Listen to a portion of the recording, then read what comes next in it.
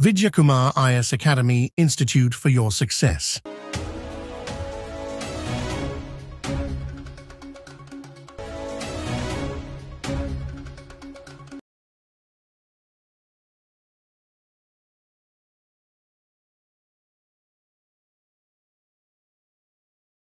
வணக்கம் இன்றைய தினமணி செய்தித்தாள நம்ம competitive exam point of view இதெல்லாம் இம்பார்ட்டன்ட் அப்படின்னு பார்ப்போங்க.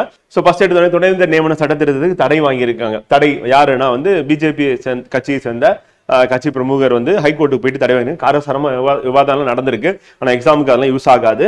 அதே மாதிரி அந்த இடைக்கால தடைக்கு எதிராக தமிழக அரசு மேல்முறையீடு உச்சநீதிமன்றத்தில் பண்ணியிருக்காங்க அப்படின்னு சொல்லி போகிறாங்க. நம்ம பாலிட்டி பார்த்துட்டு இருக்கிறதுனால நமக்கு இந்த படிக்கக்கூடிய கண்டென்ட் எல்லாமே நமக்கு அங்கேயும் யூஸ் ஆகும்.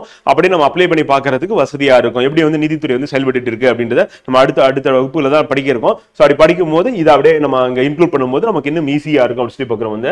ஸோ அதனால இது எல்லாமே கதை தான். இந்த கதையில நமக்கு எக்ஸாம் பாயிண்ட் ஆஃப் வியூ அப்படின்னா ஜட்மெண்ட் வந்துச்சு அப்படின்னா நம்ம அதுக்கப்புறம் நோட் பண்ணிட்டா கரெக்டா இருக்கும். அதனால மந்த்லி கரண்ட் அஃபேர்ஸ்ல இந்த மாதிரி விஷயம் பாத்தீங்கன்னா உங்களுக்கு ஒரே இடத்துல மொத்தமா கிடைச்சிடும். நீங்க அங்க ஃபாலோ பண்ணிக்கலாம் ஃப்ரெண்ட். ஸோ இன்றைக்கு பாத்தீங்கன்னா பிப்ரவரி மந்த் கரண்ட் அஃபேர்ஸ் இன்னைக்கு ஈவினிங் உங்களுக்கான வீடியோ ரெக்கார்டட் வீடியோ அப்லோட் ஆயிடும் ஃப்ரெண்ட். அடுத்து குரூப் 4 தேர்வுக்கு விண்ணப்பிக்க மே 24 கடைசி தேதி.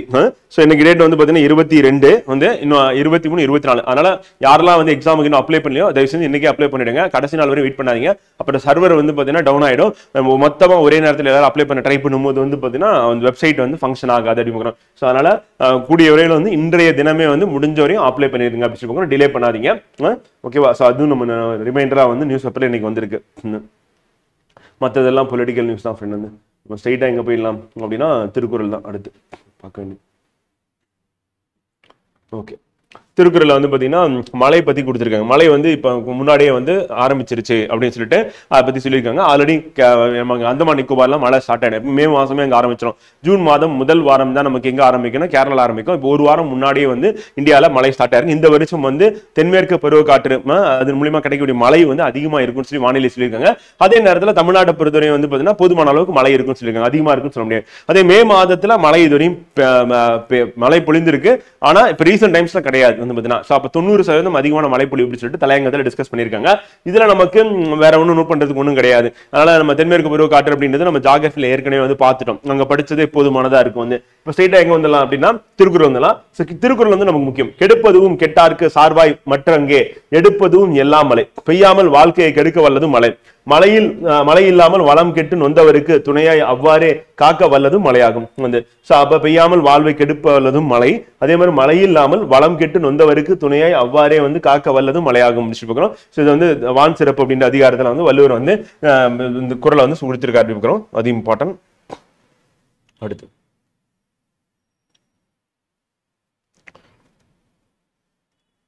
பொலிட்டிக்கல் நியூஸ் தான் ஃப்ரெண்ட் இருக்கு. எலெக்ஷன் வேற நெருங்கிறதுனால பாத்தீங்கன்னா அது தொடர்புடைய செய்திகள் ரொம்ப அதிகமா இருக்கு. அதுக்கப்புறம் கிர் காடுகள் எங்க இருக்குன்னு சொல்லி கேட்டாங்க அப்படின்னா குஜராத்ல இருக்கு. நம்ம இது ஜாகிரபிலையும் படிக்க தான் போறோம். சிங்கங்களின் எண்ணிக்கை அதிகரிச்சிருக்கு அப்படின்னு சொல்லியிருக்காங்க. அவ்வளவுதான். அப்ப கிர் காடுகள் எங்க இருக்கு அப்படின்னா குஜராத். அங்க ஆசிய சிங்கங்களுக்கு புகழ்பெற்றது அப்படின்னு பார்க்கறோம். இந்தியாவில அதிக சிங்கங்கள் இருக்கக்கூடிய பகுதியா கிர் காடுகள் இருக்கு அப்படின்னு சொல்லி பார்க்கறோம். ஸோ அது நமக்கு தேர்வு நோக்கில் இம்பார்ட்டன்ட் பண்ணது. அடுத்து ரொம்ப முக்கியமானது, கன்னட பெண் எழுத்தாளர் பாத்தீங்கன்னா பானு முஸ்தாக் சர்வதேச புக்கர் பரிசை வென்றுள்ளார் அப்படின்னு பார்க்கறோம். வெரி வெரி இம்பார்ட்டன்ட் பாத்தீங்கன்னா கன்னட பெண் எழுத்தாளர் பேர் இம்பார்ட்டன்ட். பானு முஸ்தாக் சர்வதேச புக்கர் பரிசு வென்றுள்ளார். அவரது சிறுகதைகளை ஹார்ட் லேம்ப் அப்படின்னு சொல்லிட்டு பாத்தீங்கன்னா இதய விளக்கு என்ற பெயரில் எழுத்தாளர் தீபா பஸ்தி கன்னடத்தில் இருந்து ஆங்கிலத்தில் மொழிபெயர்த்திருந்தார். இந்த சிறுகதை தொகுப்பு நூலுக்கு இலக்கிய உலகின் மிக உயர்ந்த சர்வதேச பரிசு கிடைத்துள்ளது. அப்ப மொழிபெயர்ப்பாளருக்கும் ஈக்குவலா இம்பார்ட்டன்ஸ் கொடுப்பாங்க. ஏன்னா மொழிபெயர்ப்பாளர் தான் உலக அளவில் கொண்டு போய் சேர்த்திருக்காங்க. அப்ப மொழிபெயர்ப்பாளர் யார் அப்படின்னா தீபா பஸ்தி அப்படின்னு பாக்குறோம். கன்னட எழுத்தாளருடைய பேர் என்ன அப்படின்னா முஸ்தக் பானு முஸ்தக் அப்படின்னு பாக்குறோம். பானு முஸ்தக் அவங்க எழுத்தாளர்.